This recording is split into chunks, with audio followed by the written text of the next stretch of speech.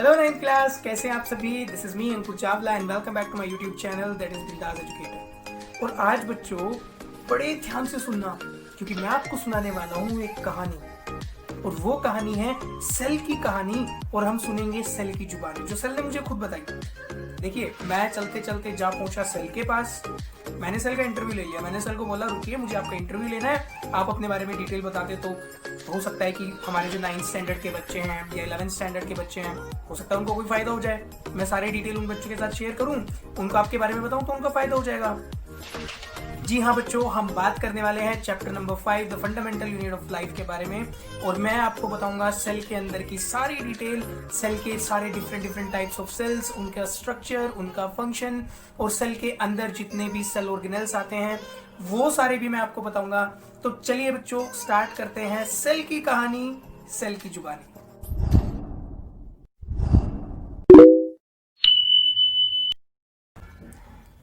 देखिए बच्चों, जो सेल की कहानी है, ये कहानी शुरू होती है 17th सेंचुरी में। कैसे बेटा, 1665 में एक साइंटिस्ट थे, यानी कि हमारे एक चचा जान थे, उनका नाम था रॉबर्ट हुक। और इन चचा जान ने, ये चचा जान एक दिन पेड़ के नीचे बैठे थे। ये पेड़ के नीचे बैठे थे, इस पेड़ के नीचे चचा जान बैठे हुए थे। और इन्होंने पेड़ के नीचे बैठे बैठे, ये साइंटिस्ट थे, सन की थे थोड़े से, तो चचा के दिमाग में आया चलो कुछ साइंस के एक्सपेरिमेंट हो जाए। तो इन्होंने क्या किया, इन्होंने इस ट्री की बार्क ली। बार्क बार्क मतलब होती है छाल। और उस बार्क को इन्होंने स्टडी किया, वो भी खुद के बनाए हुए माइक्रोस्कोप से। ठीक है बच्चों।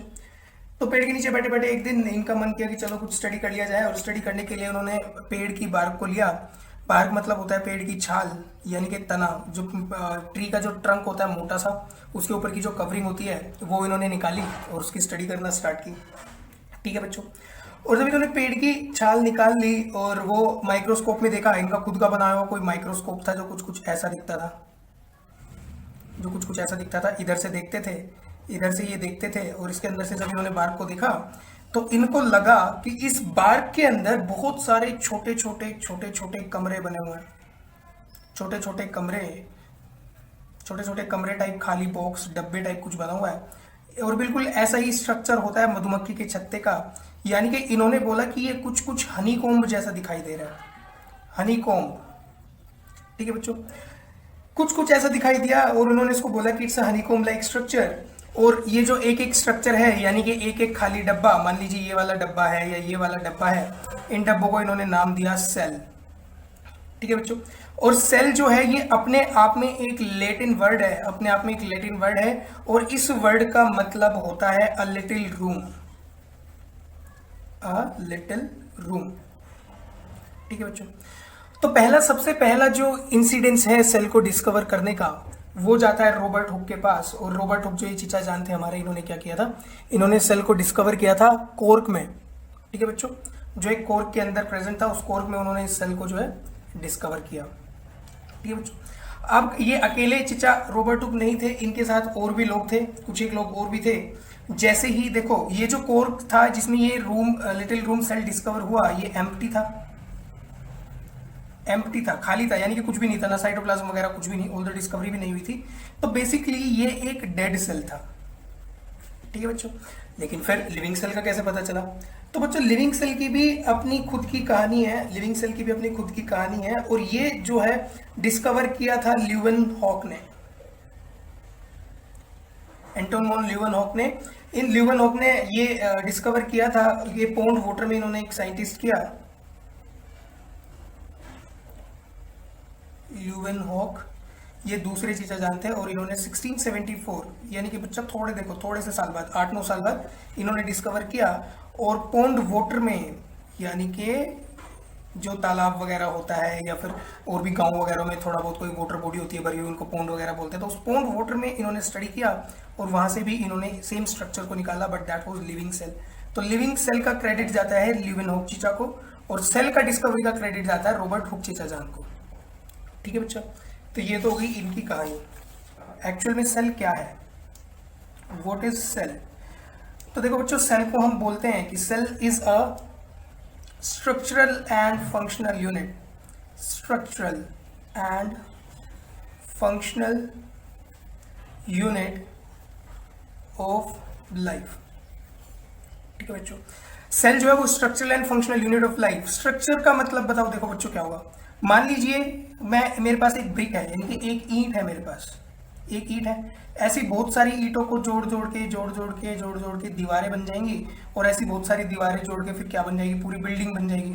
ठीक है बच्चों, तो हम बोल सकते हैं कि बिल्डिंग का स्ट्रक्चर किससे बना? बिल्डिंग का स्ट्रक्चर बना ईंट से। यानी कि ये ईंट क्या है, उसकी structural unit, this is structural unit. ठीक है। सिमिलरली बच्चों, जब बहुत सारी सेल मिलती है, जब बहुत सारी सेल्स मिलती है, तो ये सेल मिल मिल के एक लिविंग ऑर्गेनिज्म का निर्माण करती है। वैसे अगर मैं बताऊं, बहुत सारी सेल मिलके बनाती है टिश्यू, और बहुत सारे टिश्यू मिलके बनाते हैं ऑर्गन, और बहुत सारे ऑर्गन मिलके बनाते हैं ऑर्गन सिस्टम। ठीक है। देखो जैसे बच्चों सेल बना, सेल से फिर टिश्यू बना, मान लो कोई भी टिश्यू बन गया, मान लो मस्कुलर टिश्यू बन गया, एपिथेलियल टिश्यू बन गया। ये टिश्यू का टाइप जो है वो नेक्स्ट चैप्टर में पढ़ोगे आप। ठीक है। उसके बाद फिर ऑर्गन बन गया, जैसे कि ऑर्गन मतलब हार्ट बना, इन टिश्यूज से हार्ट बना, किडनी, लीवर, स्प्लीन, ये सारे ऑर्गन्स हमारे बने। और इन ऑर्गन से फिर जब इन ऑर्गन का कॉम्बिनेशन आया तो पूरा ऑर्गन सिस्टम बना। फॉर एग्जांपल ह्यूमन, यानी कि ह्यूमन बन गया। तो अगर हम ह्यूमन के केस में बात करें तो सेल जो होगी वो उसकी स्ट्रक्चरल यूनिट होगी। स्ट्रक्चरल यूनिट यानी कि ह्यूमन जो है इन सेल से बना है, million of trillion of cells. और कोई भी लिविंग ऑर्गेनिज्म जो होगा वो हमेशा सब सारे के सारे बने होते हैं सेल से। ठीक है बच्चों, अब देखते हैं फंक्शनल यूनिट। फंक्शनल यूनिट का मतलब है कि वो स्ट्रक्चर जो अपने आप में सारे फंक्शन कर पाए। और सारे फंक्शन कौन कौन से? सारे फंक्शन ये कि मान लीजिए रेस्पिरेशन करना है, एक्सक्रीशन करना है,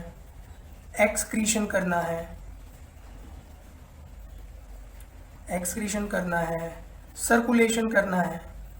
तो ये सारी चीजें जो हैं, ये सारी चीजें देखो बच्चों, एक जो सेल होती है, मान लो हमने यूनिसेल्यूलर का एग्जांपल लिया, ये यूनिसेल्यूलर मतलब एक सेल वाला ऑर्गेनिज्म है। फॉर एग्जांपल बैक्टीरिया आप कंसिडर कर सकते हैं, फॉर एग्जांपल बैक्टीरिया। तो ये बैक्टीरिया जो है इसके पास कोई ऑर्गन नहीं है, सिर्फ सेल है, सिर्फ एक सेल है। उस सेल के अंदर न्यूक्लियस वगैरह होगा, सेल ऑर्गेनल्स होंगे, जिनके बारे में हम अभी आगे बात करने वाले हैं। तो लेकिन आप ध्यान से देखना, इन सेल्स के अंदर सारी सेल ऑर्गेनल्स भी होंगी कुछ कुछ। और ये सेल अपने आप में पूरा एक लिविंग स्ट्रक्चर है, क्योंकि ये सारे फंक्शन कर पा रहा है, रेस्पिरेशन, एक्सक्रीशन, सर्कुलेशन, जो भी इस बैक्टीरिया को जिंदा रहने के लिए जरूरी है, ये अकेला सेल वो सारे फंक्शन कर पा रहा है। और सेल से छोटी ऐसी कोई यूनिट नहीं है जो अपने आप में सस्टेन कर पाए। इसीलिए हम बोलते हैं कि ये सेल जो है ये स्ट्रक्चरल यूनिट भी है, जिससे बहुत सारा बड़ा बड़ा ऑर्गन बन जाते हैं इन सेल के ऑर्गेनाइजेशन से। और यही सेल फंक्शनल यूनिट भी है, यानी कि काम जो कर रही है ये फंक्शनल यूनिट भी कहलाती है। अब हम बात करते हैं एक एक्सपेरिमेंट की, और वो एक्सपेरिमेंट है अनियन पील एक्सपेरिमेंट। ऑनियन पील एक्सपेरिमेंट। ठीक है बच्चों, आपकी एनसीईआरटी में ये एक एक्टिविटी के रूप में गिवन है, ये एक एक्टिविटी के रूप में गिवन है, एक्टिविटी 5.1।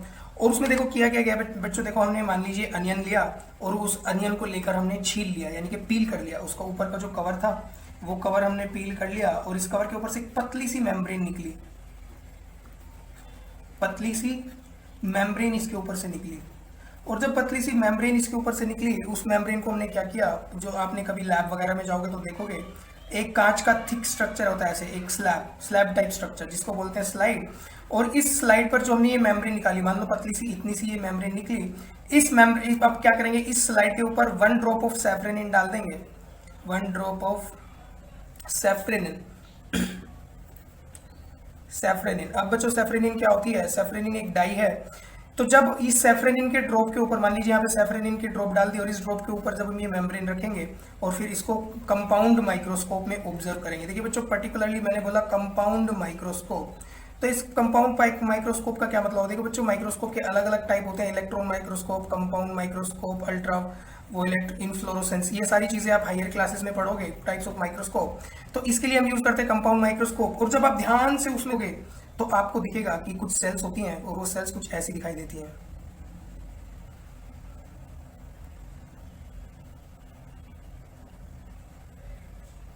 ठीक है बच्चों, एनसीईआरटी में डायग्राम भी गिवन है, ब्लूइश कलर की सेल्स दिखाई देंगी, और इन सेल्स के हर एक सेल में इनका क्या प्रेजेंट होगा? न्यूक्लियस। और वो न्यूक्लियस भी हमें दिखाई देगा। तो ये एक सिंपल सा एक्सपेरिमेंट है जिसमें हमने अनियन का एक छिलका लिया, उस छिलके के ऊपर से मेम्ब्रेन निकाली और उस मेम्ब्रेन पे जब हमने उस मेम्ब्रेन को निकाल कर हमने एक स्लाइड पे सैफरन की ड्रॉप डाली जो एज अ डाई एक्ट करेगी, जो इसको कलर प्रोवाइड कर देगी और हमें ये सेल दिखाई देगी। यानी कि हमने जब सेल से बात करना स्टार्ट किया तो हमारा सबसे इंपॉर्टेंट टास्क जो था कि सेल को देखना, और ये हमने देखा किसकी हेल्प से, अनियन की मेम्ब्रेन की हेल्प से। अनियन की मेम्ब्रेन को यूज किया, छिलके की पील को, और उस मेम्ब्रेन से हमने फिर स्टडी किया और सेल के स्ट्रक्चर का पता लगा लिया। ठीक है बच्चों, चलिए बच्चों अब थोड़ी सी बात कर लेते हैं सेल थ्योरी के बारे में। सेल से बात करते करते सेल ने ये भी बोला कि 2 साइंटिस्ट ऐसे थे जिन्होंने सेल थ्योरी प्रपोज किया। So next is cell theory. देखिए बच्चों, सेल थ्योरी में क्या था, 2 साइंटिस्ट थे, एक था Sheldon and the other was Schwann. इन दोनों साइंटिस्ट ने सेल थ्योरी प्रपोज की।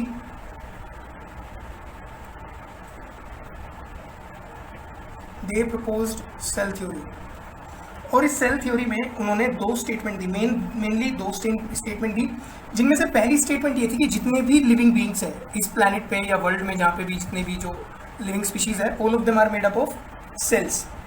सो the first statement was all plants and animals, all plant and animals are composed of cells. ठीक है, इन्होंने ये स्टेट दिया। देन इस स्टेटमेंट के बाद, ये स्टेटमेंट आने के बाद एक और महाशय आते हैं, एक और चीचा आते हैं, उनका नाम था रुडोल्फ वर्चो।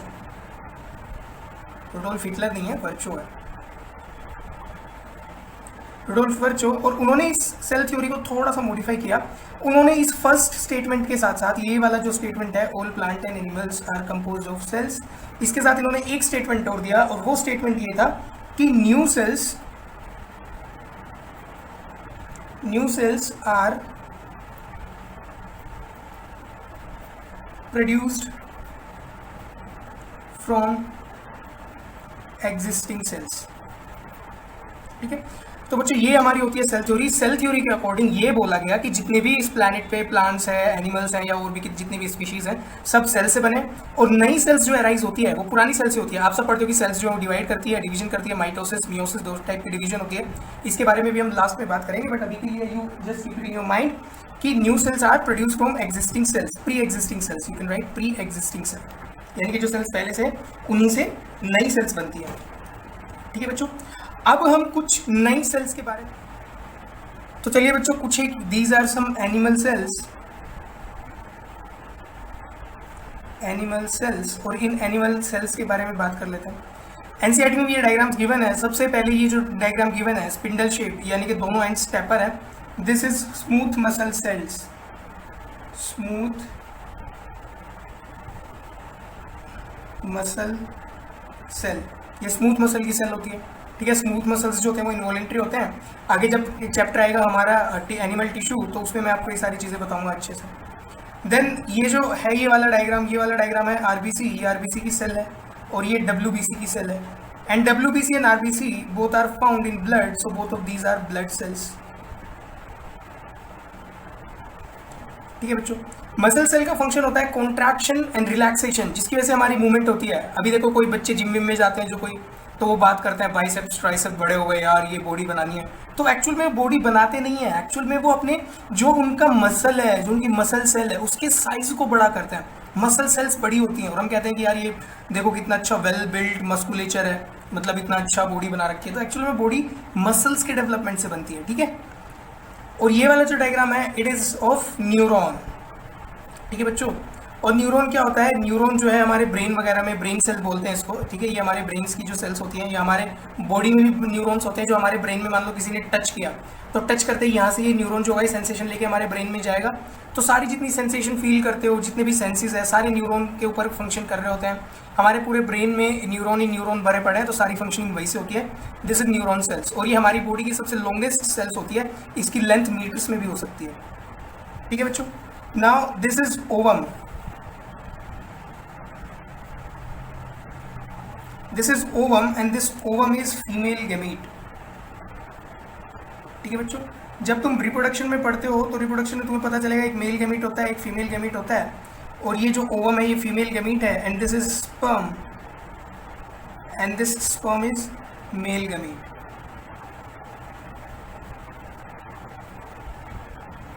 Isn't it? फिर एक छोटी सी सेल्स और दी हुई है, दिस इज बोन सेल।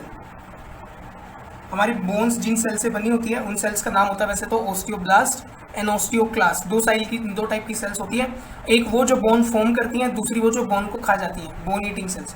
तो ओस्टियोब्लास्ट एंड ओस्टियोक्लास्ट दो टाइप की सेल होती हैं, और ये मैं आपको टिश्यू चैप्टर में अच्छे से बता दूंगा। And this is fat cell. ठीक है बच्चों, आपने देखा होगा कोई कोई बच्चा जो है वो बहुत ज़्यादा मोटे हो जाते हैं, फैट हो जाते हैं, तो एक्चुअल में वो उनके मोटे होने का नतीजा मोटे क्यों होते हैं? वो मोटे होते हैं बिकॉज उनकी जो फैट सेल है उनमें बड़े बड़े फैट डिपोट्स आ जाते हैं, यानी कि फैट स्टोर हो जाती है। देखो इसका ये जो न्यूक्लियस है, ये न्यूक्लियस जो है ये तो पेरिफेरी पे शिफ्ट हो गया, और बीच का सेंट्रल पार्ट किसने घेर दिया? पूरा का पूरा फैट ने। तो जितनी भी सेल्स देखो जिनमें भी ये राउंड राउंड जो चीज़ है, मान लीजिए इस वाली मसल सेल में जो ये राउंड राउंड वाली चीज़ है, ये चीज़ है क्या? This is nucleus of this cell. और ये न्यूक्लियस क्या होता है ये भी आगे आएगा। देखो इसमें भी ये वाला जो है ये WBC में भी ये न्यूक्लियस है। ठीक है बच्चों, RBC में न्यूक्लियस नहीं होता, RBC में न्यूक्लियस एब्सेंट है, और ये एब्सेंट क्यों होता है ये भी मैं बताऊंगा आपको। ये ओवम का न्यूक्लियस है, ये न्यूरॉन का न्यूक्लियस है, ठीक है बच्चों, और ये फैट सेल का न्यूक्लियस है। स्पर्म के हेड के पास उसका न्यूक्लियस होता है, और ये बोन सेल का न्यूक्लियस है, इजंट इट? तो बेसिकली बच्चों न्यूक्लियस जो होता है वो कंट्रोल एंड कोऑर्डिनेटिंग सेंटर होता है, पूरा जो कंट्रोल करता है सेल को पूरा, वो सारा अंडर में होता है न्यूक्लियस के। तो इसका मतलब ये जो न्यूक्लियस है, ये न्यूक्लियस जो है एक CPU की तरह काम करता है। जैसे आप देखते हो कंप्यूटर में CPU होता है, उसी तरीके से हर एक सेल में न्यूक्लियस होता है जो इसके सेल के फंक्शन को कंट्रोल करता है। तो ये थी हमारी कुछ एनिमल सेल्स, और इन सब का भी डायग्राम आपको NCERT में गिवन है। ठीक है, तो चलो अब हम आगे बढ़ते हैं। अब ध्यान देना बच्चों, एक लाइन हमारे पास आती है, और वो लाइन ये है कि each cell has capacity to perform all functions and that are characters of all living being। बच्चों ध्यान देना, मान लीजिए ये सेल है और ये सेल का न्यूक्लियस है। ठीक है बच्चों, अब अगर ये सेल यूनिसेल्यूलर है, यूनिसेल्यूलर मतलब एक सेल, सिर्फ एक ही सेल है, ये अपने आप में मस्त रहती है, सबसे अलग रहती है। तो अगर ये यूनिसेल्यूलर है तो बताओ इसे सारे फंक्शन करने पड़ेंगे। इसे रेस्पिरेशन भी करना पड़ेगा, रेस्पिरेशन, इसे अपने अंदर सारी चीज़ों का सर्कुलेशन भी करना पड़ेगा, सर्कुलेशन, इसे जो इसके अंदर वेस्ट प्रोड्यूस होगा उसे एक्सक्रीट करना पड़ेगा, यानी कि एक्सक्रीशन, और इसे रिप्रोडक्शन भी करना पड़ेगा, यानी कि अपने जैसे और लोग बनाने पड़ेंगे, यानी कि रिप्रोडक्शन, और भी कई सारे फंक्शन हैं जो जिंदा रहने के लिए जरूरी है। देखो बच्चों, अगर हम ह्यूमन हैं, हम जिंदा है, तो हम कौन कौन से काम करते हैं? हमारे अंदर सर्कुलेशन के लिए हार्ट है, सर्कुलेशन होता है। एक्सक्रीशन मतलब हम वेस्ट मटेरियल को सुबह अर्ली इन द मॉर्निंग आप जाते हो एक्सक्रीट करने, सॉलिड वेस्ट, उसके बाद दिन में कई बार यूरिनेट करने जाते हो, तो वो भी एक्सक्रीशन है। रिप्रोडक्शन, देखो बच्चे पैदा करते हैं इंसान, तो वो रिप्रोडक्शन हुआ। तो ये सारी चीज़ें जो हैं ये जिंदा रहने के लिए जरूरी हैं, अपनी स्पीशीज़ यानी कि ह्यूमैनिटी को मेंटेन रखने के लिए हमें आगे रिप्रोड्यूस करना पड़ता है, क्योंकि हम तो मर जाएंगे, हमारे मरने के बाद हमारे बच्चे जिंदा रहेंगे, ऐसा होता है। तो अगर कोई यूनिसेल्यूलर है, मान लो ये यूनिसेल्यूलर एक सेल वाला कोई बैक्टीरिया है, अब इस बैक्टीरिया की सेल को, अकेली इस सेल को ये सारे फंक्शन करने पड़ेंगे, उसे रेस्पिरेशन करना पड़ेगा, उसे सर्कुलेशन भी करना पड़ेगा, एक्सक्रीशन भी करना पड़ेगा, और रिप्रोडक्शन भी करना पड़ेगा, यानी कि डिवाइड करना पड़ेगा। ठीक है बच्चों, तो जो यूनिसेल्यूलर है वो सेल भी सारे फंक्शन करती हैं। और अगर हम बात करें कॉम्प्लेक्स ऑर्गेनिजम्स, जैसे कि ह्यूमन है या कोई भी मल्टी सेल्यूलर जो ऑर्गेनिज्म है, जिनके अंदर बहुत सारे सेल्स होते हैं, बहुत सारे सेल्स, अभी देखो थोड़ी देर पहले हमने पढ़ा था कि जो सेल्स होते हैं वो सेल्स क्लब होके क्या बनाते हैं? वो सेल्स बनाते हैं टिश्यू। टिश्यू से क्या बनता है? टिश्यू मान लो कोई एपिथेलियम टिश्यू बना दिया, टिश्यू जब हम नेक्स्ट चैप्टर में पढ़ेंगे तो और ज़्यादा अच्छे से क्लियर हो जाएगा। मान लीजिए एपिथेलियल टिश्यू बना और इस टिश्यू से फिर ऑर्गन बना, ऑर्गन मान लो एपिथेलियम टिश्यू से स्किन बन गया, और इस ऑर्गन से फिर अब बहुत सारे ऑर्गन मिलके क्या बना देंगे, बहुत सारे ऑर्गन मिलके बना देंगे ऑर्गन सिस्टम। बहुत सारे ऑर्गन कौन कौन से, जैसे कि मान लो लिवर आ गया, हार्ट आ गया, kidney, spleen, lungs, intestine, pancreas, ये जितने भी सारे ऑर्गन है सारे ऑर्गन मिला के क्या बना देंगे, ऑर्गन सिस्टम। ठीक है बच्चों, तो यानी कि हम जो ह्यूमंस की बात करें तो हम ह्यूमंस हैं ऑर्गन सिस्टम। सेल कहती है कि ह्यूमंस, तुम इंसान के बच्चे, जो इंसान का बच्चा है वो तो बहुत लकी है, उसे तो मैंने बहुत सारी सेल्स दी। सेल्स कहती है कि तुम ह्यूमंस के अंदर तो हम बहुत सारे हैं, मिलियंस और ट्रिलियंस में। मैंने कहा अच्छा, कहती है हाँ देखो, पहले हम सेल्स कंबाइन हुए, हमने बना दिया टिश्यू, फिर इंसान का बच्चा बोला नहीं नहीं टिश्यू से काम नहीं चलेगा और बनाओ, तो फिर बहुत सारे टिश्यूज को कंबाइन करके बना दिया ऑर्गन। बहुत सारे टिश्यूज मिले, बहुत सारे टिश्यूज मिलके बना दिया हमने ऑर्गन। फिर इंसान का बच्चा कहता है नहीं नहीं ऑर्गन से भी काम नहीं चलेगा, तो ऑर्गन मिला के बना दिया ऑर्गन सिस्टम, और ये बन गया पूरा ह्यूमन। तो होता क्या है बच्चों, ये जो सेल्स हैं ये हर एक ऑर्गन का अलग फंक्शन होता है। जैसे मान लो हार्ट एक ऑर्गन है, हार्ट का फंक्शन है ब्लड को पंप करना, ठीक है। लंग एक ऑर्गन है, लंग्स का फंक्शन होता है कि एयर को प्योरीफाई करना, एयर का गैसियस एक्सचेंज करवाना। किडनी का फंक्शन होता है कि यूरिन फॉर्म करना और ब्लड में से यूरिया निकालना। ऐसे ही बहुत सारे अलग अलग ऑर्गन्स हैं, उनका अलग अलग फंक्शन होता है। तो इनमें क्या होता है, इनमें डिवीजन ऑफ लेबर देखने को मिलती है, डिवीजन ऑफ लेबर। यानी कि बच्चों मल्टी सेल्यूलर में, जब ये मल्टी सेल्यूलर ऑर्गन्स होते हैं जहाँ पे अलग अलग सेल्स जो है अलग अलग टिश्यूज बनाती हैं, वो टिश्यूज कंबाइन होकर ऑर्गन बनाते हैं और ऑर्गन कंबाइन होकर ऑर्गन सिस्टम बनाते हैं, तो इस केस में डिवीजन ऑफ लेबर देखने को मिलती है। डिवीजन ऑफ लेबर का मतलब हर एक पर्टिकुलर टाइप की सेल्स पर्टिकुलर टाइप का फंक्शन करती है। जो ब्रेन सेल है वो ब्रेन का फंक्शन करती है, जो हार्ट सेल है, हार्ट की सेल्स होती है, हार्ट की मसल्स, वो पंपिंग का काम करती है। जो सेल्स लंग्स में होती है वो एयर एक्सचेंज का काम करती है। जो सेल मसल की होती है, मसल सेल, वो कॉन्ट्रैक्शन का काम करती है ना। जो फैट सेल्स होती है वो फैट स्टोर करने का काम करती है। यानी कि मल्टी सेल्यूलर के अंदर अलग अलग टाइप की सेल्स का अलग अलग फंक्शन होता है, यानी कि उनमें डिवीजन ऑफ लेबर होता है। डिवीजन ऑफ लेबर का मतलब है अलग अलग इंसान को अलग अलग काम मिलना। यानी कि अगर सेल में डिवीजन ऑफ लेबर है, यानी कि डिफरेंट सेल्स को डिफरेंट फंक्शन दिया गया, यानी कि different cells have different function. Different cells has different functions, यानी कि अलग अलग सेल्स का अलग अलग काम है। लेकिन अगर हम यूनिसेल्यूलर की बात करें, बैक्टीरिया की, बेचारे के पास एक ही सेल है, बेचारा गरीब है थोड़ा सा, उसके पास एक ही सेल है, तो सारे काम रेस्पिरेशन, सर्कुलेशन, एक्सक्रीशन, रिप्रोडक्शन सारे एक ही सेल को करने पड़ते हैं। तो ये बेसिक डिफरेंस होता है यूनिसेल्यूलर ऑर्गेनिज्म, मतलब जो ऐसे ऑर्गेनिज्म जिनके अंदर सिर्फ एक ही सेल है, और ऐसे ऑर्गेनिज्म जिनके अंदर बहुत सारे सेल्स हैं। तो बताओ यूनिसेल्यूलर के एग्जाम्पल ऑफ यूनिसेल्यूलर ऑर्गेनिज्म आप बच्चे सब अच्छे तरीके से जानते हो। सिंगल सेल्ड ऑर्गेनिज्म जैसे कि अमीबा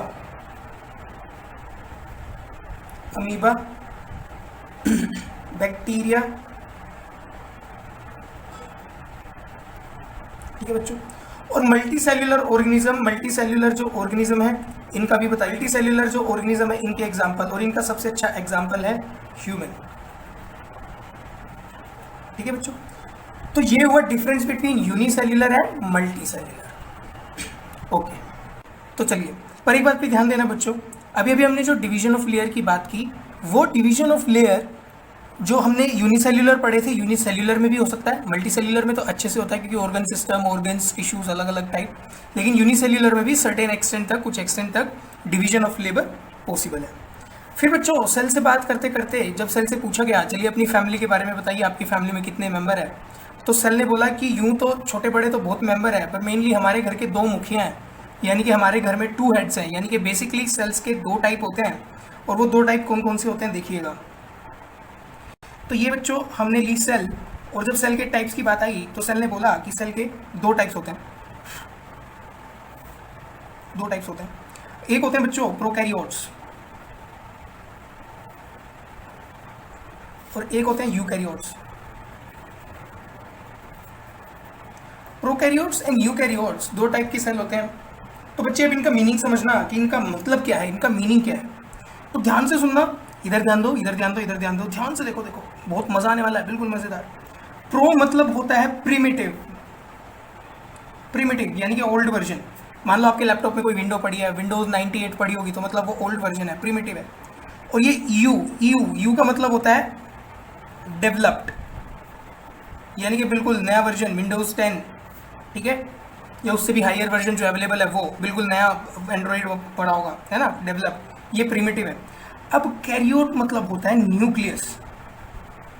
अभी थोड़ी देर पहले जब बच्चों हम एनिमल सेल्स के डायग्राम की बात कर रहे थे, तो उसमें हमने बात की थी कि ये जो न्यूक्लियस होता है ये ही सेल का करता धरता है, मतलब सेल का दिमाग यही है न्यूक्लियस। इसी के अंदर हमारा डीएनए होता है। आपने बच्चों डीएनए के बारे में सुना होगा। डीएनए एक ऐसा मटेरियल है जो जनरेशन टू जनरेशन पास होता है, और उस डीएनए के अंदर ही किसी भी स्पीशीज की सारी इंफॉर्मेशन स्टोर होती है। कौन कौन से प्रोटीन बनेंगे, ये सेल क्या फंक्शन करेगी, कब कब क्या क्या चाहिए, ये सारी चीज़ें जो गवर्न करता है वो डीएनए करता है। उस डीएनए का एक्सप्रेशन होता है, उससे प्रोटीन बनते हैं, और वो डीएनए यानी कि हमारा जेनेटिक मटेरियल रखा होता है न्यूक्लियस के अंदर। ठीक है बच्चों, तो न्यूक्लियस बहुत इंपॉर्टेंट है, इसीलिए इस न्यूक्लियस को सेल का दिमाग भी कहा जाता है। ठीक है, तो यूकैरियोट मतलब हुआ डेवलप्ड न्यूक्लियस, यानी कि यूकैरियोट्स में न्यूक्लियस जो है बहुत ज़्यादा डेवलप्ड होगा, बहुत ज़्यादा एडवांस होगा। लेकिन अगर हम प्रोकैरियोट्स के बारे में बात करें तो न्यूक्लियस जो है प्रिमिटिव है, यानी कि ओल्ड वर्जन है, इतना ज़्यादा डेवलप नहीं है जितना उसे होना चाहिए था। अब इनके डिफरेंसेस की बात करते हैं, तो मेन डिफरेंस तो इनके नाम में छुपा है, that prokaryotes has primitive nucleus whereas eukaryotes have developed nucleus. चलो बच्चों आगे की बात करते हैं। ये जो प्रोकैरियोट्स होते हैं ये जनरली स्मॉलर होते हैं, मतलब स्मॉल साइज के होते हैं, जनरली स्मॉल। लेकिन अगर हम यूकैरियोट्स की बात करें तो यूकैरियोट्स जो होते हैं ये जनरली लार्ज होते हैं, जनरली लार्ज। अब नेक्स्ट पॉइंट देखिए, इनमें जो जेनेटिक मटेरियल है, यानी कि न्यूक्लियस के अंदर हमारा पड़ा होता है, इसके अंदर होता है हमारा डीएनए, यानी कि इस जो प्रोकैरियोट्स होते हैं उसमें न्यूक्लियर मेम्ब्रेन एब्सेंट है, न्यूक्लियर मेम्ब्रेन एब्सेंट। इनमें न्यूक्लियर मेम्ब्रेन एब्सेंट है, इसका मतलब हमारा जो डीएनए होगा उसके ऊपर कवरिंग नहीं है, यानी कि न्यूक्लियस की मेम्ब्रेन ही नहीं है, तो कवरिंग कैसे? और अगर कवरिंग नहीं होगी तो वो डीएनए जो है बेचारा ऐसे ही पड़ा है बाहर खुले में, so the DNA is naked, DNA is naked, DNA के ऊपर कोई कवर नहीं है, डीएनए खुले में बाहर पड़ा है, क्योंकि कोई न्यूक्लियर मेम्ब्रेन एनवेलप नहीं है, न्यूक्लियर मेम्ब्रेन एब्सेंट है। बट अगर इस साइड बात करें तो न्यूक्लियर मेम्ब्रेन इज प्रेजेंट,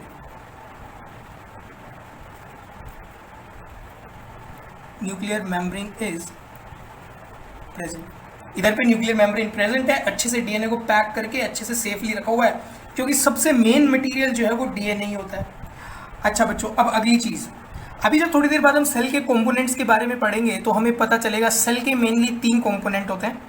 एक होती है सेल मेम्ब्रेन, सेल मेम्ब्रेन होती है, एक होता है हमारा न्यूक्लियस, एक होता है साइटोप्लाज्म। तो इन चीज़ों के अलावा सेल के अंदर और भी चीज़ें होती हैं, छोटे छोटी अलग अलग चीज़ें होती हैं, अलग अलग फंक्शन करती हैं, जैसे कि माइटोकॉन्ड्रिया होते हैं, राइबोसोम्स होते हैं, गोल्गी अपैरेटस होते हैं, और एंडोप्लाज्मिक रेटिकुलम होते हैं, और सारी जितने भी अलग अलग पार्ट्स होते हैं इनको बोलते हैं सेल ऑर्गेनल्स। और इन सेल ऑर्गेनल्स के अलग अलग डिफरेंट फंक्शंस होते हैं, अलग अलग काम होते हैं। लेकिन ये जो सेल ऑर्गेनल्स है यूकैरियोट्स में सारे प्रेजेंट होते हैं, लेकिन प्रोकैरियोट्स में ये एब्सेंट होते हैं। सेल organelles are absent सिर्फ एक को छोड़ के, एक्सेप्ट राइबोसोम, सिर्फ राइबोसोम को छोड़ के बाकी सारे सेल ऑर्गेनल्स प्रोकैरियोट्स में एब्सेंट होते हैं। बल्कि अगर यूकैरियोट्स की बात करें तो सेल ऑर्गेनल्स आर प्रेजेंट, इनमें सारे सेल ऑर्गेनल्स प्रेजेंट होते हैं और अच्छे से सारा काम चल रहा होता है। अब बच्चों जब हमने बात करी ली सेल ऑर्गेनल्स के बारे में, तो एक ध्यान देने वाली बात यह है कि प्रोकैरियोट्स में जो राइबोसोम होता है, देखो प्रोकैरियोट्स सेल जो है, प्रोकैरियोट्स जो है वो पुराने हैं, एंशिएंट है, यानी कि सबसे पहले पुराने टाइम में प्रोकैरियोट्स आए, और इन प्रोकैरियोट से धीरे धीरे एवोल्यूशन जैसे जैसे होता गया, तो उस तरीके से इवोल्यूशन के टाइम पे प्रोकैरियोट से ही यूकैरियोट बने, इवोल्यूशन हुआ। और ये इवोल्यूशन नाम का चैप्टर आप 12th में अच्छे से डिटेल में पढ़ोगे तो आपको पता चलेगा कि लाइफ कैसे आई, लाइफ फॉर्म कैसे हुई, ये सारी चीज़ें।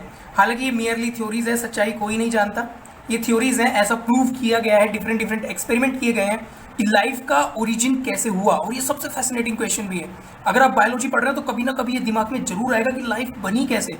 अगर हम लोग सेल से बने तो फर्स्ट सेल कैसे अराइज हुई, है ना। जैसे कि सेल थ्योरी में हमने पढ़ा कि रुडोल्फ वर्चो ने स्टेटमेंट दिया कि all cells arise from pre existing cell, लेकिन अगर वो फर्स्ट सेल भी आई, वो प्री एग्जिस्टिंग सेल्स कहां से आई? फिर कोई ना कोई तो फर्स्ट टाइम तो सेल बनी होगी ना। तो ये सारी चीजें इवोल्यूशन का प्रोसेस, कैसे कैसे ऑर्गेनिज्म डेवलप होते चले गए और फाइनली सबसे ज्यादा डेवलप जो हम ह्यूमन बन के बैठे हैं, ये कैसे आए, है ना। तो हमें अपने अस्तित्व को ही खोजने में लगे हुए हैं कि ह्यूमंस कैसे आए। ठीक है बच्चों, तो देखो इनमें यानी कि ये प्रोकैरियोट जो वो एंशिएंट टाइम के हैं, यानी कि सबसे पुराने ये प्रोकैरियोट्स हैं, और इनके जो राइबोसोम हैं ये भी एंशिएंट टाइप के हैं, और इनके अंदर जो राइबोसोम होते हैं वो राइबोसोम जो है वो अलग होते हैं, यानी कि हमारे मॉडर्न टाइप वाले। ठीक है, ये ज्यादा राइबोसोम ये ज्यादा डेवलप भी होते हैं, यूकैरियोट्स के अंदर है तो ज्यादा डेवलप तो डेफिनेटली होंगे। तो बच्चों ये बात हुई प्रोकैरियोट्स और यूकैरियोट्स की, और अब हम बात करेंगे कि सेल के अंदर एक्चुअल में होता क्या है। What is a cell made up of, what is the structural organisation of the cell, यानी कि सेक्शन 5.2 ऑफ योर एनसीईआरटी। चलिए अब हम जो पढ़ने वाले थे, what is cell is made up of, कि सेल किस चीज की बनी है। जब हमने सेल से पूछा कि आप किस किस चीज से बने हो, तो उसने उसका भी आंसर दिया, लेकिन उससे पहले हम कुछ और महाशय की बात कर लेते हैं। यानी कि एक जो हमारे रॉबर्ट हुक जो चिचा थे, रॉबर्ट हुक से अलग भी हम कुछ और साइंटिस्ट की बात कर लेते हैं। तो उनमें से एक आते हैं रॉबर्ट ब्राउन,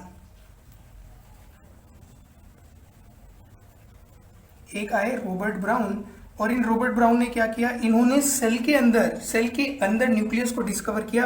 1831 की बात है बच्चों, ये स्टडी करने पहुंचे पॉन्ड वाटर में, और इन्होंने जो है डिस्कवर किया न्यूक्लियस, डिस्कवर्ड न्यूक्लियस। देन उसके बाद एक और साइंटिस्ट आए बच्चों, और उन्होंने भी अपना कंट्रीब्यूशन दिया, और उन साइंटिस्ट का नाम था परकिंजे।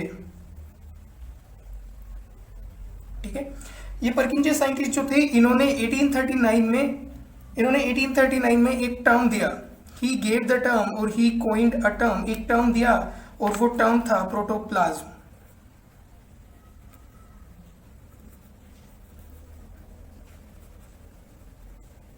ठीक है बच्चों, और देखो एक्चुअल में ये प्रोटोप्लाज्म होता क्या है, ये बात एक समझने की जरूरत है, बहुत ज्यादा इंपॉर्टेंट हो जाती है term. What do you mean by protoplasm, कोई भी आपसे पूछ सकता है। तो बच्चों याद रखना, हमारे पास जो सेल होती है, मान लीजिए हमारे पास ये कोई सेल है, इसके अंदर ये न्यूक्लियस है, और ये सेल की सेल मेम्ब्रेन है, सेल मेम्ब्रेन, और ये पूरा इसके अंदर जो इसका फ्लूइड पार्ट है that is called as cytoplasm. ठीक है बच्चों, तो अगर हम इस सेल की सेल मेम्ब्रेन निकाल देंगे, तो बताओ इसके अंदर क्या क्या बचेगा, इसका फ्लूइड पार्ट बचेगा, न्यूक्लियस बचेगा, and that is called as protoplasm. तो हम लिख सकते हैं a protoplasm is, it is a cell without cell membrane. यानी कि किसी भी सेल की अगर हम सेल मेम्ब्रेन निकाल देंगे तो उसका फ्लूइड पार्ट यानी कि साइटोप्लाज्म बचेगा एंड न्यूक्लियस बचेगा, और उन दोनों को मिला के बोल देते हैं प्रोटोप्लाज्म। यानी कि सेल में से अगर हम सेल मेम्ब्रेन को माइनस कर दें यानी कि निकाल दें, तो ये इक्वल टू होगा प्रोटोप्लाज्म के। ठीक है बच्चों, अब प्रोटोप्लाज्म के सिनोनिम एक और टर्म आती है, वो एक बहुत इंपॉर्टेंट टर्म है, और उसको बोला जाता है प्रोटोप्लास्ट। एक और टर्म आती है, उसको बोलते हैं प्रोटोप्लास्ट। तो कई बार बच्चों को ये भी कंफ्यूजन हो जाता है कि ये प्रोटोप्लाज्म और प्रोटोप्लास्ट सेम है कि अलग है। तो बच्चों ध्यान रखना, प्रोटोप्लास्ट बिल्कुल अलग है। ठीक है बच्चों, अभी जब आप आगे बढ़ेंगे तो आपको पता चलेगा कि प्लांट सेल और एनिमल सेल में एक सबसे बड़ा डिफरेंस ये होता है कि प्लांट सेल जो होती है, उस प्लांट सेल के ऊपर सेल वॉल चढ़ी होती है। तो मान लीजिए ये सेल है, ये है उसकी सेल की मेम्ब्रेन, सेल मेम्ब्रेन सीएम से रिप्रेजेंट कर दिया, इसके अंदर ये न्यूक्लियस है। ठीक है, और फिर इसके बाहर एक वॉल होती है, उसको बोलते हैं सेल वॉल। मान लीजिए ग्रीन कलर की सेल वॉल है, और ये ग्रीन कलर की ये हमारे पास क्या है, cell wall. So this is, मैं रिप्रेजेंट कर देता हूं CW से। ठीक है बच्चों, तो प्रोटोप्लास्ट क्या होता है कि जब हम किसी सेल में से जिसके ऊपर सेल वॉल है, अगर हम वहां से सेल वॉल हटा देंगे, अगर हम इसमें से सेल वॉल हटा देंगे, यानी कि प्लांट सेल से सेल वॉल यानी कि CW को हटा दो, अगर हम सेल वॉल को हटा देंगे तो ये बन जाएगा प्रोटोप्लास्ट। ठीक है बच्चों, यानी कि अब ये क्या बन गया, सेल वॉल हट गई, यानी कि ग्रीन पोर्शन हट गया, यानी कि ये अब कुछ ऐसा दिखेगा, यानी कि सेल मेम्ब्रेन, साइटोप्लाज्म और न्यूक्लियस, ये तीनों चीजें होंगी। अब अगर हम इस प्रोटोप्लास्ट को प्रोटोप्लाज्म बनाना चाहते हैं, तो इसमें से सेल वॉल भी हटा दो, तो ये क्या बन जाएगा, प्रोटोप्लाज्म। ठीक है बच्चों, यानी कि दुनिया की कोई भी सेल जिसमें सेल मेम्ब्रेन नहीं है, सिर्फ और सिर्फ साइटोप्लाज्म है प्लस न्यूक्लियस है और उसके सेल ऑर्गेनल्स हैं। और ये सेल ऑर्गेनल्स क्या होते हैं ये भी आपको बहुत जल्दी आगे जाके पता चलेगा। ठीक है, व्हाट आर सेल ऑर्गेनल्स। तो इस तरीके से हम समझ सकते हैं कि प्रोटोप्लाज्म अलग टर्म है, प्रोटोप्लास्ट एक अलग टर्म है। चलिए बच्चों आगे बढ़ते हैं। चलो अब बात करते हैं what is cell made up of. Cell किस चीज की बनी है?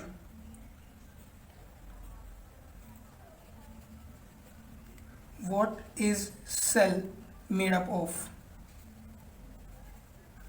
सेल किस चीज की बनी है?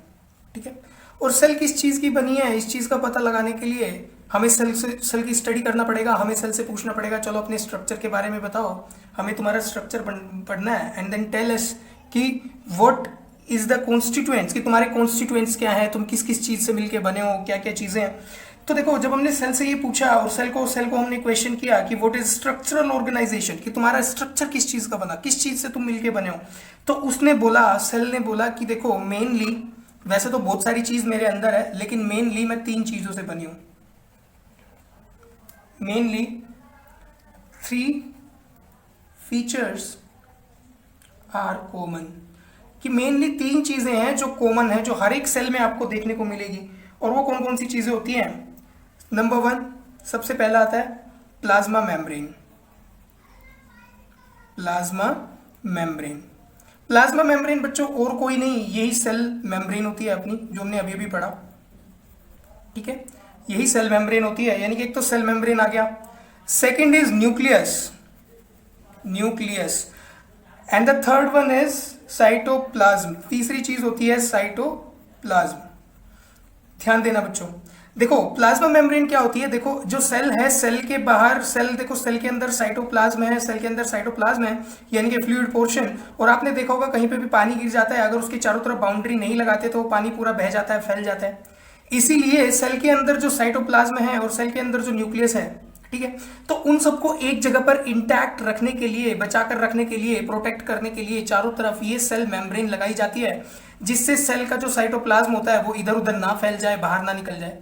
यानी कि ये जो सेल मेम्ब्रेन है ये पूरे सेल का जो कॉन्स्टिट्यूएंट्स हैं, सेल के जो पार्ट्स हैं उनको बचा के रखती है, अंदर उनकी बाउंड्री बना के रखती है। जैसे कि आपने देखा होगा जब हम रामायण देखते हैं तो रामायण में होती है लंका, और लंका के चारों तरफ बहुत बड़ी बड़ी दीवारें होती हैं। तो वो दीवार क्यों होती है? ताकि लंका के अंदर कोई घुस ना जाए, है ना, बड़े बड़े गेट्स होते हैं, बड़ी बड़ी वॉल्स होती हैं। तो वो प्रोटेक्शन किस लिए है? वो प्रोटेक्शन है ताकि लंका के अंदर कोई घुस ना जाए, कोई आना जाए। तो सिमिलरली सेल के बाहर भी सेल मेम्ब्रेन होती है, जिसको हम प्लाज्मा मेम्ब्रेन भी बोलते हैं। अब सेल के अंदर एक और चीज होती है न्यूक्लियस, और ये जो सेल के अंदर जब तुम स्टेन करोगे, मान लो सैफरनिन डाई से हमने स्टेन किया, अभी जो अनियन पील का जो हमने डायग्राम पढ़ा था तो वो कुछ कुछ ऐसी सेल्स दिखाई दी थी, और उनके बीच में आप देखना ध्यान से तो डेंस कलर के डॉट स्ट्रक्चर दिखाई दिए थे, और ये डॉटेड स्ट्रक्चर ही हमारे न्यूक्लियस थे। बच्चों इस न्यूक्लियस के अंदर होता है क्रोमैटिन, क्रोमैटिन यानी कि डीएनए, हमारे न्यूक्लिक एसिड्स, डीएनए और आरएनए जो होते हैं उन्हें न्यूक्लिक एसिड्स भी बोलते हैं। और उनके अंदर होती है हमारी जेनेटिक इंफॉर्मेशन, यानी कि हमारे जीन्स वगैरह, पूरे जेनेटिक्स। और यही डीएनए है जो हमारी जनरेशन टू जनरेशन एक ऐसा मटीरियल जो पास ऑन होता है और जिससे हम इनहेरिट करते हैं। ठीक है बच्चों, देखो कभी भी ये आपको हायर क्लासेस में जाके पता चलेगा कि मान लो अगर हम किसी को, अगर मान लो किसी का कोई बेटा है तो हम कहते हैं कि ये बेटा, इसकी शक्ल अपने पापा पे गई है या अपनी मम्मी पे गई है। तो वो क्यों बोलते हैं उनकी मम्मी पे उसकी शक्ल क्यों है? क्योंकि उसकी जितनी भी सेल्स है उन सेल्स के अंदर जो डीएनए है वो डीएनए का कुछ पोर्शन उसको अपने फादर से मिला और कुछ पोर्शन अपनी मदर से मिला, और उससे उसका डीएनए बना। और फिर वो डीएनए आगे जाके एक्सप्रेस होता है, अलग अलग टाइप के प्रोटीन बनाता है, और जिनसे फिर उसके अंदर फीचर्स आते हैं और पूरा एक्सप्रेशन होकर वो पूरा इंडिविजुअल बना होता है। इसलिए कहीं ना कहीं वो अपने मोम और डैड से सिमिलैरिटी शो करता है। ठीक है बच्चों, और ये न्यूक्लियस ही देखो, इसका कंट्रोल एंड कोऑर्डिनेटिंग सेंटर हम बोलते हैं। ये न्यूक्लियस जो है एक तरीके से सेल का सीपीयू है, यानी कि दिमाग है। बच्चों आपने पढ़ा होगा कि जो हमारे पास कंप्यूटर्स होते हैं, कंप्यूटर का सीपीयू होता है, जिसे बोलते हैं कि एक तरीके से कंप्यूटर का ब्रेन है। तो ऐसी सेल का जो ब्रेन है, सेल का कोऑर्डिनेटिंग सेंटर, कंट्रोलिंग सेंटर होता है न्यूक्लियस, और इस न्यूक्लियस के अंदर ही सारी इंफॉर्मेशन होती है। अब हम बात करते हैं साइटोप्लाज्म। ये साइटोप्लाज्म जो है ये न्यूक्लियस के बाहर, डॉटेड स्ट्रक्चर के बाहर जो लाइट स्टेन्ड कलर होता है, ये फ्लूइड पोर्शन, ये होता है साइटोप्लाज्म। अब बच्चों साइटोप्लाज्म ही वो मेन एरिना है जिसके अंदर सारी एक्टिविटीज होती है, जितनी भी एक्टिविटी सेल के अंदर चल रही है, चाहे वो सेल ईटिंग हो, चाहे रेस्पिरेशन हो, every activity, all the activities are running inside the cytoplasm of the cell. और सेल के साइटोप्लाज्म में सारी एक्टिविटी चल रही है, और सेल के साइटोप्लाज्म के अंदर ही होते हैं सेल ऑर्गेनल्स जिनके अंदर ये सारे काम चल रहे होते हैं। और अलग अलग अगर हम यूकैरियोट्स की बात करें, मान लीजिए यूकैरियोट्स, तो यूकैरियोट्स और प्रोकैरियोट्स हमने पढ़ा था। यूकैरियोट्स यानी कि मोर एडवांस, डेवलप, तो इनके अंदर सारे सेल ऑर्गेनल्स होते हैं जैसे कि mitochondria, lysosome, ribosome, endoplasmic reticulum, Golgi body, और ये जितने भी सारे हमारे मेम्ब्रेनस ऑर्गेनल्स हैं, इनके अलग अलग डिफरेंट डिफरेंट स्ट्रक्चर होते हैं। और इसलिए हमने बोला था यूकैरियोट्स में clear cut division of labour देखने को मिलता है, और कुछ हद तक लेबर ऑफ डिवीजन प्रोकैरियोट्स में भी होता है, लेकिन वो बहुत ज्यादा लिमिटेड होता है। तो बच्चों हमने बात की कि सेल जनरली मेनली अगर हम बात करें तो सिर्फ 3 फीचर्स होते हैं मेनली, तो that is plasma membrane, nucleus and cytoplasm. ठीक है बच्चों, लेकिन अगर हम बात करें कि कुछ जैसे प्लांट्स हैं, प्लांट्स के अंदर या फिर कुछ बैक्टीरियाज के अंदर एक और स्ट्रक्चर होता है और जिसको हम बोलते हैं सेल वॉल, और वो अभी हम थोड़ी देर में डिस्कस करने वाले हैं, सेल वॉल भी डिस्कस करेंगे। ठीक है बच्चों, चलिए बच्चों एक एक करके ये जो कॉन्स्टिट्यूएंट्स ऑफ सेल थे तीनों, इनकी बात कर लेते हैं। देखिए इनमें सबसे पहला आता है cell membrane. First one is cell membrane. Cell membrane के बारे में बात करते हैं बच्चों। तो सबसे पहले सेल मेम्ब्रेन होती क्या है? सेल मेम्ब्रेन, देखो सबसे इंटरेस्टिंग चीज जो सेल में मेरे को लगती है वो सेल मेम्ब्रेन ही होती है। क्यों? क्योंकि वैसे तो ये आउटरमोस्ट कवरिंग है, सेल की आउटरमोस्ट कवरिंग है, यानी कि अगर हम एनिमल सेल्स की बात करें तो उनमें आउटरमोस्ट कवरिंग जो होती है साइटोप्लाज्म और न्यूक्लियस को बचा के रखने वाली, वो सेल मेम्ब्रेन होती है। ठीक है, और ये सेल के कंटेंट्स को, सेल के अंदर जो भी कंटेंट है साइटोप्लाज्म, न्यूक्लियस, सेल ऑर्गेनल्स, उनको एक्सटर्नल एनवायरनमेंट से सेपरेट करती है। देखिए जब सेल मेम्ब्रेन की स्टडी की गई तो साइंटिस्ट ने स्टडी किया था ह्यूमन आरबीसी को, ह्यूमन आरबीसी के ऊपर स्टडी किया गया मेम्ब्रेन के लिए। इन्होंने जब आरबीसी को स्टडी किया तो उन्हें पता चला कि सेल मेम्ब्रेन का पॉसिबल स्ट्रक्चर क्या होगा। सेल मेम्ब्रेन का जो स्ट्रक्चर बताया, आज के डेट में जब हम बात करते हैं कि सेल मेम्ब्रेन जो है वो एक बायोलिपिड लेयर है, लिपिड और प्रोटीन से मिलकर बनी है, तो ये सारी चीजें जो साइंटिस्ट ने स्टडी की थी फर्स्ट टाइम, वो ह्यूमन आरबीसी पे की थी। तो जो स्टडी के आधार पर उन्होंने बोला कि cell membrane, I am representing it by C&M, कि जो सेल मेम्ब्रेन होती है it is composed of lipid and protein, composed of lipids and proteins. ठीक है बच्चों, अब बहुत सारे बच्चों को ये डाउट आता है कि सर ये लिपिड क्या होता है। तो ध्यान देना बच्चों, आपने सुना होगा fat, fatty acid, fatty acids और प्लस ग्लिसरॉल, ग्लिसरॉल का एक मॉलिक्यूल होता है, ये सारी चीजें आप हायर क्लासेस में पढ़ोगे। Fatty acids esterified with glycerol, तो उससे बनता है लिपिड, मेनली ये फैट ही होता है, हिंदी में वसा बोलते हैं। और ये फैट जो होता है, मेनली फैट के जो सोर्स होते हैं वो होते हैं ऑयल्स वगैरह, जितने भी ऑयल्स होते हैं सब में फैट होता है, यानी कि लिपिड होता है। फिर हम बात करते हैं प्रोटीन। आपने पढ़ा होगा कि दूध में प्रोटीन होता है, अंडे में, एग में प्रोटीन होता है, मिल्क में। तो ये सारी चीजें जो प्रोटीन है, प्रोटीन मिलके बनता है एमिनो एसिड से, एमाइनो एसिड्स इनको बोलते हैं। और जब बहुत सारे एमाइनो एसिड्स मिलके एक चेन बनाते हैं तो प्रोटीन बनते हैं, और जब बहुत सारे फैटी एसिड एंड ग्लिसरॉल मिलके चेन बनाते हैं तो लिपिड्स बनते हैं। और इन लिपिड्स और प्रोटीन से मिलकर बनी होती है ये हमारी सेल मेम्ब्रेन। ठीक है बच्चों, अब सेल मेम्ब्रेन का जो सबसे इंपॉर्टेंट कैरेक्टर है, सबसे मोस्ट फैसिनेटिंग कैरेक्टर, वो है कि cell membrane has fluid nature, fluid nature. और फ्लूइड क्या होते हैं वो सब आप स्टेट्स ऑफ मैटर में पढ़ चुके हैं, केमिस्ट्री का फर्स्ट चैप्टर जो था।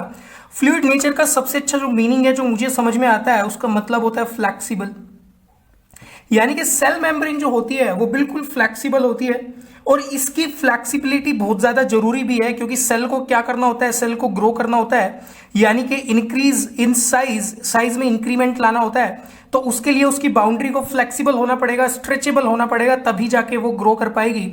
इसीलिए ये फ्लैक्सिबिलिटी यानी कि सेल का फ्लूइड नेचर बहुत ज्यादा इंपॉर्टेंट हो जाता है। ठीक है, इसके अलावा, ग्रोथ के अलावा सेल को सिक्रीशंस भी करने होते हैं। मान लो सेल के अंदर वेस्ट मटेरियल है, तो सेल उसको बाहर कैसे निकालेगी? सेल उसको बाहर निकालेगी सेल मेम्ब्रेन के थ्रू, और उसके लिए उसे जो सेल मेम्ब्रेन होगी वो फ्लेक्सिबल होनी चाहिए, यानी कि सेल की मेम्ब्रेन में थोड़ा सा गैप बनाकर चीजों को बाहर निकाल दिया जाता है, उसको बोलते हैं एक्सोसाइटोसिस। ठीक है, सेल को सेल डिवीजन भी करनी होती है, यानी कि रेप्लिकेशन करना होता है, और सेल डिवीजन करने के लिए भी जो सेल की मेम्ब्रेन है वो फ्लेक्सिबल होने चाहिए। फॉर एग्जांपल ये मान लो एक सेल है, दिस इज द सेल, और इस सेल को जब हम डिवाइड करेंगे, जब ये सेल डिवाइड करेगी तो 2 डॉटर सेल बनाएगी, ठीक है। तो इसका मतलब उसकी मेम्ब्रेन को फ्लेक्सिबल होना पड़ेगा, तभी जाके देखो ये होता कैसे है। ये जो सेल होती है वो सेल पहले ऐसे बनती है, 2 में डिवाइड होना स्टार्ट होती है तो सेल मेम्ब्रेन में डिप्रेशन आता है, और इसी तरीके से ये पूरा जो है सेल बनती है, ठीक है बच्चों। उसके बाद जो सेल डिवीजन होती है ये बेसिकली 2 टाइप की होती है, माइटोसिस एंड मियोसिस, और इसके बारे में हम डिटेल में मैं चैप्टर के लास्ट में आपको बताने वाला हूं that what is difference between mitosis and meiosis. Mitosis and meiosis वहां पे आपको पता चलेगा, ठीक है। और देखो बच्चों, जो सेल मेम्ब्रेन होती है उसके अक्रॉस डिफ्यूजन भी होता है, ठीक है, चाहे वो डिफ्यूजन गैसेस का हो चाहे वो वाटर का हो। डिफ्यूजन ऑफ गैसेस भी बहुत ज्यादा इंपॉर्टेंट है और डिफ्यूजन ऑफ वाटर भी बहुत ज्यादा इंपॉर्टेंट है, और जब डिफ्यूजन वाटर का डिफ्यूजन होता है तो उसको हम बोलते हैं ऑस्मोसिस, ठीक है। अभी मैं आगे आपको बता देता हूं कैसे। देखो बच्चों, आपने पढ़ा होगा कि हमारे लंग्स में, हमारे जो लंग्स होते हैं, हमारे लंग्स के अंदर गैसियस एक्सचेंज होता है, यानी कि हम जो इंस्पिरेशन करते हैं, जब हम गैस को अंदर लेके आते हैं हमारे लंग्स में इंस्पायर करते हैं तो उसमें ऑक्सीजन हमारे अंदर आती है। यानी कि मान लीजिए ये हमारे जो है वो लंग्स हैं, ये हमारे लंग्स हैं, ठीक है बच्चों। तो जब हम गैस अंदर लेते हैं उसको बोलते हैं इंस्पिरेशन, और जब हम बाहर छोड़ते हैं उसको बोलते हैं एक्सपायरेशन। और आपने सुना होगा इंस्पिरेशन के टाइम पे जब हम हवा अंदर लेते हैं तो उसमें ऑक्सीजन होती है, और जब वो बाहर आती है तो उसमें कार्बन डाइऑक्साइड यानी कि CO2 होता है। तो ऐसा कैसे पॉसिबल है, ध्यान देना। जो लंग्स हैं उनके अंदर होती है एल्वियोलाई, जिसके बारे में आप हायर क्लासेस में पढ़ोगे अच्छे से डिटेल में। उस एल्वियोलाई के अंदर होता है गैसियस एक्सचेंज, और वो गैसियस एक्सचेंज होता है एक पतली सी मेम्ब्रेन के through. This is called as respiratory membrane. Respiratory membrane यानी कि इसके अंदर जो सेल्स होते हैं उन सेल्स के अंदर ऑक्सीजन को आना है और सेल के बाहर CO2 को जाना है, यानी कि इस प्लाज्मा मेम्ब्रेन के थ्रू ही ये डिफ्यूजन होगा, ये गैसियस एक्सचेंज पॉसिबल होगा, ठीक है। तो यहां पर भी इस प्लाज्मा मेम्ब्रेन की फ्लूइडिटी यानी कि इसकी फ्लेक्सिबिलिटी का बहुत ज्यादा इंपॉर्टेंट रोल है। मान लीजिए अगर ये रिजिड होती दीवार की तरह, मान लो ये दीवार है, रिजिड है, तो दीवार के आर पार तो कोई जा ही नहीं पाएगा, कोई गैसियस एक्सचेंज नहीं होगा। ये कहीं ना कहीं हल्की बहुत ट्रांसपेरेंट है, या यू कह लीजिए that this cell membrane is selectively permeable, selectivity permeable, ठीक है बच्चों। इसका एक एग्जांपल ऐसे समझिए, मान लीजिए आपके घरों में जो किसी रूम का गेट है तो उसके अंदर 2 टाइप के गेट हो सकते हैं, एक तो बिल्कुल लकड़ी का गेट होगा वुडन डोर, और एक होता है जाली वाला डोर, ठीक है, जिसमें लोहे की जाली लगी होती है। तो उसके अंदर से क्या पास हो सकता है, उसके अंदर से एयर पास हो सकती है, वाटर पास हो सकता है, लेकिन मॉस्किटोज पास नहीं होते, कोई बड़ी चीजें होती हैं वो पास नहीं होती। यानी कि उस जाली वाले गेट में कुछ सेलेक्टिव चीजें ही परमिट होती हैं, इधर से उधर जा पाती हैं, सारी चीजें नहीं जाती। इसलिए हम कह सकते हैं कि रूम का वो डोर भी सेलेक्टिव परमिएबल है। लेकिन अगर हम वुडन डोर की बात करें तो वुडन डोर तो बिल्कुल रिजिड है, उसके अंदर से कुछ नहीं आएगा, ना लाइट आएगी, ना एयर आएगी, ना वाटर आएगा, ना मॉस्किटो, कुछ भी नहीं आएगा, ठीक है। तो वो परमिएबल नहीं है, वो रिजिड है। लेकिन जो मेम्ब्रेन होती है वो सेलेक्टिवली परमिएबल होती है, यानी कि कुछ सेलेक्टेड चीजों को अपने अंदर से पास होने देती है और कुछ चीजों को पास होने नहीं देती, ठीक है बच्चों। ऐसे ही अगर हम बात करें वाटर के रोल के बारे में, तो diffusion of water is cold osmosis. बहुत इंपॉर्टेंट टर्म है बच्चों, ओस्मोसिस, दिस इज ओस्मोसिस। देखो बच्चों, होता क्या है कि जब मान लीजिए हमारे पास एक वाटर का कंटेनर है, या मान लीजिए 2 वाटर के कंटेनर है, ये कंटेनर ए, ये कंटेनर बी, और इनको हमने सेपरेट कर रखा है एक प्लाज्मा मेम्ब्रेन से, या फिर यूं कहें सेल मेम्ब्रेन से, and it is selective permeable, it is selective permeable. अब बच्चों ध्यान देना, मान लीजिए दोनों साइड वाटर है, दोनों साइड हमने वाटर को फिल किया H2O, इधर मान लीजिए इधर वाला वाटर जो है वो प्योर है, और इधर वाले H2O में हमने सोल्ट ऐड कर दिया या शुगर ऐड कर दिया। तो ध्यान देना बच्चों, इधर वाले सॉल्यूशन में यानी कि बी में, अगर हम बी कंटेनर की बात करें तो इसमें वाटर मॉलिक्यूल के साथ साथ हमने सोल्ट ऐड कर दिया या फिर मान लीजिए शुगर ऐड कर दिया।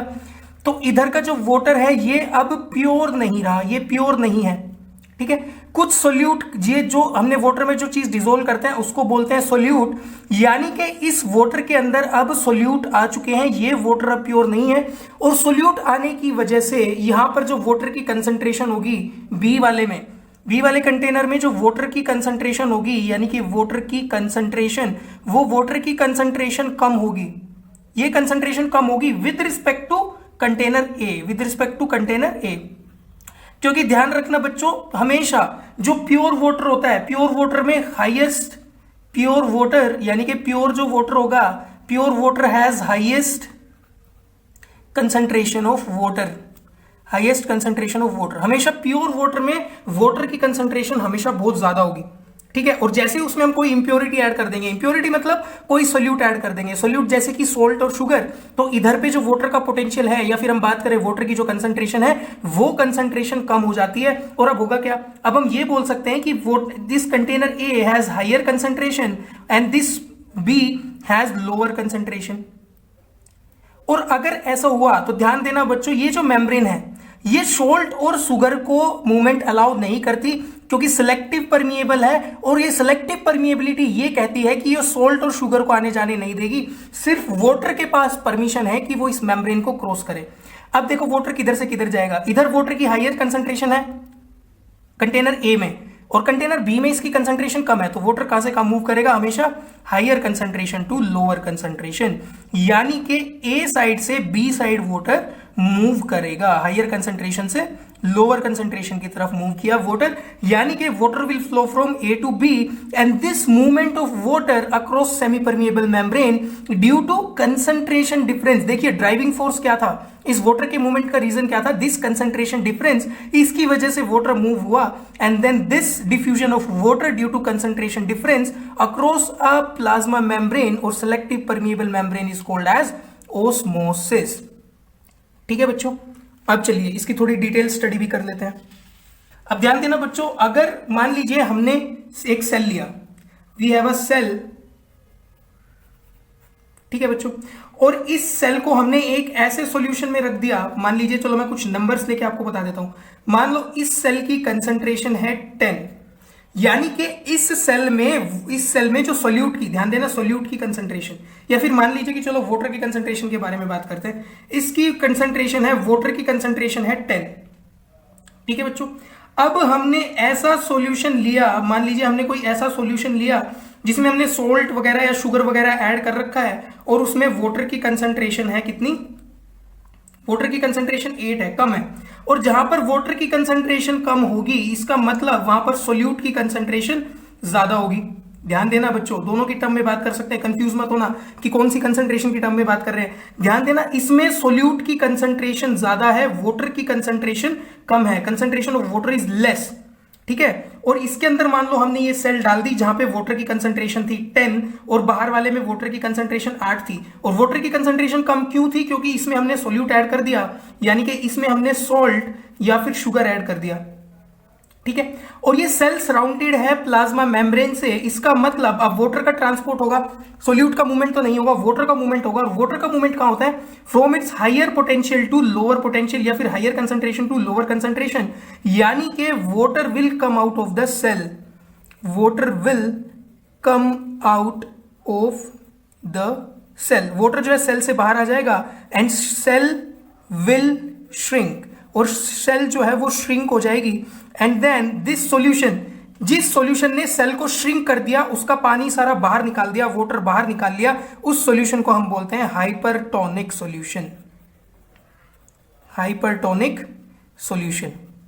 सिमिलरली बच्चों, मान लीजिए एक और हमने केस लिया, सेकंड केस, और उस सेकंड केस में एक ऐसा सॉल्यूशन लिया कि जिसमें जो सेल के अंदर कंसंट्रेशन थी मान लीजिए 10, और इसमें जो हमने सॉल्यूशन लिया उसकी कंसंट्रेशन भी वाटर की 10 थी, यानी कि दोनों की इक्वल कंसंट्रेशन है, तो अब वाटर का मूवमेंट माइट भी पॉसिबल तो है, वाटर का मूवमेंट तो होगा, लेकिन दोनों साइड इक्वल होगा, तो ओवरऑल हमें कुछ इफेक्ट नहीं दिखाई देगा, कोई हमें ज्यादा इफेक्ट नोटिस नहीं होगा, हमें ऐसा लगेगा कि सेल एज इट इज है और पानी भी एज इट इज है कंटेनर में।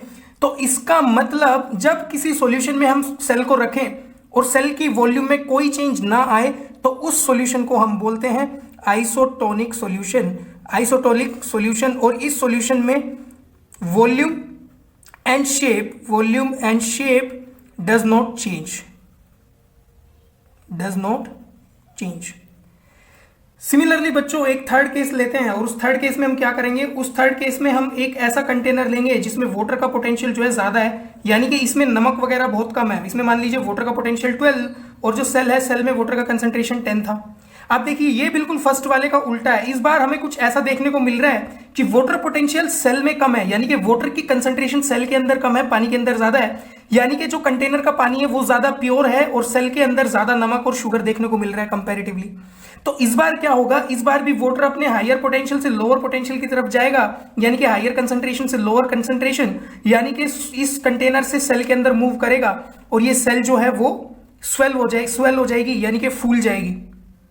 ठीक है बच्चों, तो इसमें क्या होगा, water will go inside cell, water जो है सेल के अंदर घुसेगा, सेल विल स्वेल, सेल जो है वो फूल जाएगी, cell will swell. And that's why ये ऐसा सॉल्यूशन जिसमें वाटर का पोटेंशियल ज्यादा है और वो सेल के अंदर पानी भेज देता है और सेल को स्वेल अप कर देता है, यानी कि फुला देता है, that solution is called as hypotonic solution. Hypotonic solution. तो बच्चों ये हमने बात की सेल मेम्ब्रेन के बारे में. तो बच्चों ये था हमारा part 1. Thanks for watching and now we will continue to the part 2 for rest of the chapter.